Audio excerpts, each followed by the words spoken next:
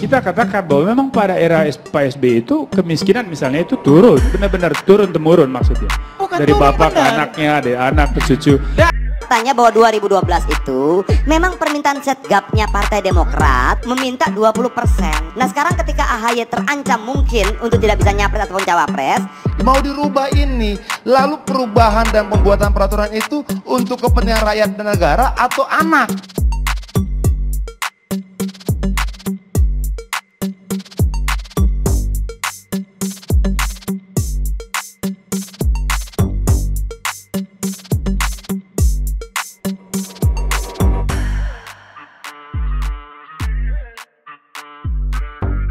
Belum menyaksikan video ini, pastikan bosku jangan lupa subscribe. Karena subscribe itu gratis plus bonus tonton video terbaru setiap harinya. Jangan lupa ya. Sebenarnya bosen ya membahas itu saja. Ini sudah 1 minggu, tapi kok masih anget-anget aja ya. Masih hangat dan semakin panas, yaitu membahas statement yang kemarin, yaitu dari Pak SBY dan AHY yang menyebut Presiden Joko Widodo hanya gunting pita, dan Presiden SBY yang menyebut turun gunung karena ada indikasi pemilu pada tahun 2024 yaitu tidak jujur dan juga tidak adil. Ini bahkan dari Boni dan juga Adian menskakmat, yaitu Johnson dari kader Demokrat. Kayaknya tidak berkutik sekali ya lawan dengan Adian dan Boni. Bahkan statementnya sih lucu-lucu. Seperti ini contohnya. Kita katakan bahwa memang pada era Pak SBY itu kemiskinan misalnya itu turun, benar-benar turun temurun maksudnya. Bukan dari turun, bapak ke benar. anaknya, dari anak ke cucu. Dari Artinya Ibu Mega, begini. kita dapat 60%. Ini dari Alextam 878 Boni Hergen. Indonesia di era SBY bergerak di tempat. Pada era SBY itu kemiskinan misalnya turun, benar-benar turun temurun, dari bapak ke anaknya, dari anak ke cucu. Johnson bisa kena tekanan darah tinggi. Ini bahkan dari sini juga, yaitu Bang Adian juga menskakmat, yaitu dari kader Demokrat itu. Nah dari sini Adian Apitupulu menyinggung yaitu PT 20%. Padahal dulu yang mensahkan PT 20% di era SBY, dan sekarang kok tiba-tiba meminta PT jadi 0%. Adian menyinggung, itu untuk kepentingan rakyat atau untuk kepentingan anak? Nah seperti ini.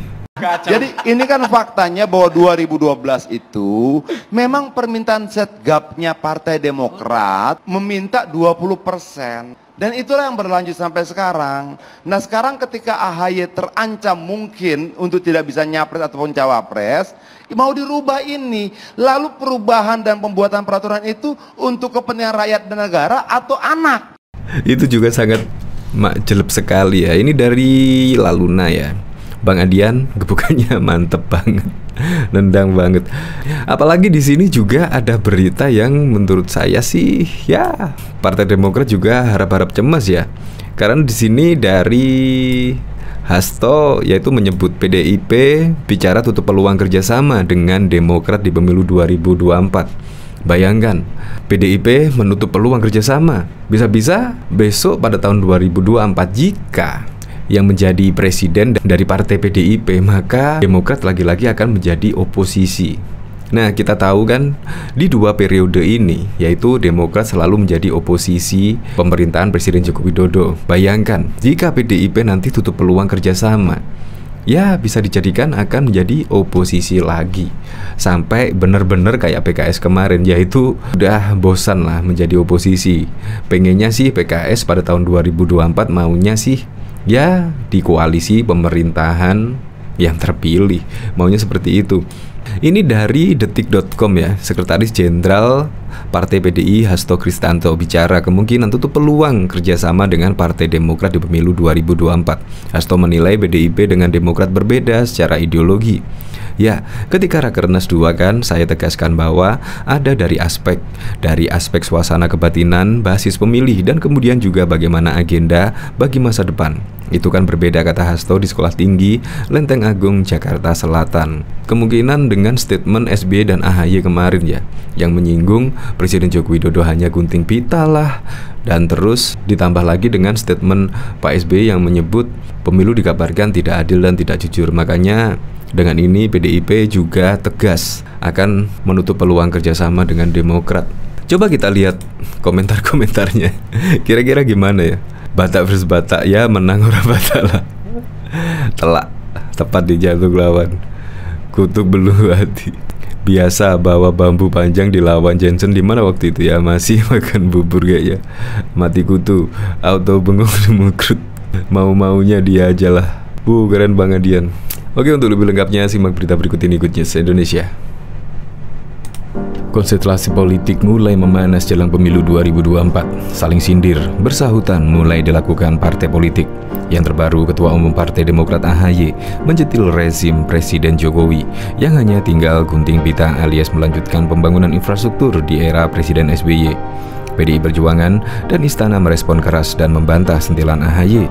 Selain itu, Ketua Majelis Tinggi Demokrat Susilo Bambang Yudhoyono juga menyinggung dugaan skenario Pilpres 2024 yang berpotensi diatur hanya 2 pasangan calon saja. SBY menyebut tanda-tanda pemilu 2024 berlangsung tidak jujur dan juga tidak adil. Ada apa di balik politik ngegas Demokrat yang bikin Istana dan PDI Perjuangan panas? Bahkan diketahui Sekretaris Jenderal Sekjen Partai PDIP Hasto Kristianto bicara kemungkinan tutup peluang kerjasama dengan Partai Demokrat di pemilu 2024. Hasto menilai PDIP dengan Demokrat berbeda secara ideologi. Ya, ketika Rakernas 2 kan, saya tegaskan bahwa ada dari aspek polisi, dari aspek suasana kebatinan basis pemilih, dan kemudian juga sebagaimana agenda bagi masa lalu. Itu kan berbeda, kata Hasto di Sekolah PDIP Lenteng Agung pada Jakarta Selatan Rabu 21 September. Hasto juga menyinggung perbedaan sifat Megawati dan Susilo Bambang Yudhoyono. Menurutnya, Megawati tidak seperti SBY yang kerap turun tangan untuk menyampaikan suatu persoalan. Megawati katanya lebih memberikan inspirasi di internal partai. Ibu Mega misalnya sosok yang terus memberikan inspirasi, yang memberikan guideline. Itu Ibu Megawati bukan sosok yang suka naik gunung kemudian turun gunung. Itu kan sudah berbeda. Sementara Pak SBY kan turun gunung berkali-kali, sehingga dalam konteks seperti itu, saudara-saudara sekalian, ujarnya. Hasto mengajak semua pihak untuk memperkuat energi positif. Dia menilai perlunya suasana gotong royong untuk terus membantu rakyat. Mari kita sebaiknya perkuat energi positif bagi bangsa. Saat ini fokus kita adalah untuk membantu rakyat turun ke bawah, jauhkan dari dinamika konstelasi yang tidak perlu. Bangsa ini dalam pendidikan saja ketinggalan dari Singapura, ujarnya. Mari kita kedepankan suasana gotong royong kita secara positif bagi bangsa dan negara untuk kemajuan bangsa. Ini yang didorong oleh PDIP.